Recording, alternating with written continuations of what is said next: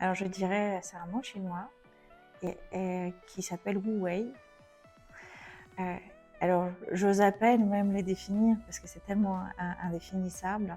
Certains peuvent le traduire par un vide créatif ou non-action créative. Et en fait, pour moi, ce mot représente cette attention que tu peux avoir à l'environnement. Wu Wei, ça veut dire laisser venir.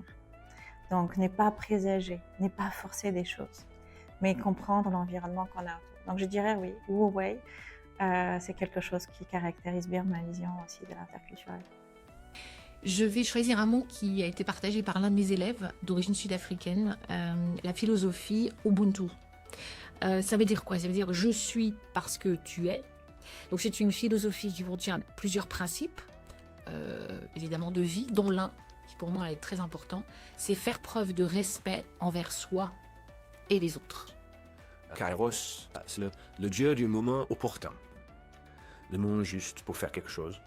Ça s'appelle Kairos, le principe Kairos. Et pourquoi le principe Kairos sur l'interculturel?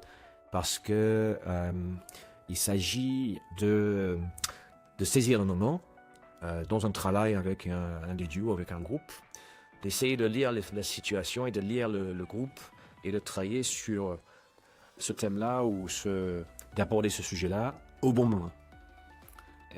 Et pour ça, il faut être vigilant, il faut être observateur, il faut essayer de percevoir les signaux faibles, etc. Et aussi lire sa propre intuition. C'est-à-dire qu'à un tel moment, moi j'ai envie de faire ça, ou moi j'ai envie de parler de ça, qu'est-ce que vous en pensez? Et je trouve que ce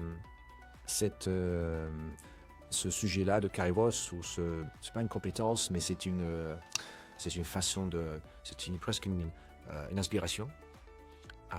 Je trouve que ça peut être extrêmement utile dans cette complexité interculturelle, c'est de juste suivre le bon moment de façon intuitive.